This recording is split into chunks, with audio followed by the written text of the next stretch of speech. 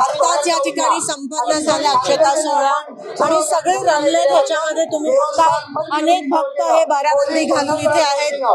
परमपूज्य होडगे महाराज देखील आज ह्याच्यामध्ये शामिल आहेत आणि सगळ्या महिला सगळे पुरुष सगळे दूर दूर गावावरून आलेले सगळे आज सिद्धरामेश्वराच्या ह्या चरणस्पर्शी आम्ही चरण स्पर्श करत आहोत, नतमस्तक झालोय या माणुसकीच्या सागरासमोर आज आम्ही सगळे नतमस्तक झालो आहोत आणि सिद्धरामेश्वराच्या चरणी प्रार्थना करतो की सगळ्यांच्या इच्छा आकांक्षा आणि मनोकामना पूर्ण होऊ देत। हे वर्ष खास करून आमच्या महाराष्ट्राच्या शेतकऱ्यांसाठी आणि ग्रामीण भागात राहणाऱ्या प्रत्येक कष्ट करणाऱ्या माणसासाठी सुखाचा आणि समृद्धीचा तिळगुळ घ्या आणि बीडमध्ये आंदोलन टाकीवरती चढलेले आहेत आणि विनंती केली जाते आरोपी अटकेत नाही काय म्हणणं आहे?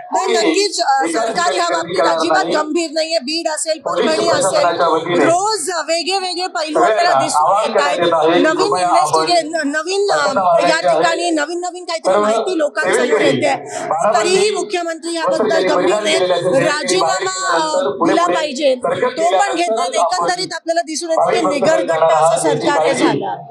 मंत्र्याच्या जवळचे सहकारी जे ते आरोपी पण सरकार आरोपी करत नाही, त्यांच्यावरती मोका लावला जात नाही, यासाठी ग्रामस्थ सगळे आक्रमक। याचे मी निषेध करते। ज्या पद्धतीत क्रूर पद्धतीत 4 तास त्या माणसाला देशमुखांना मारलं गेलं आणि हे देशभरात चाललंय, पूर्ण महाराष्ट्रात चाललंय।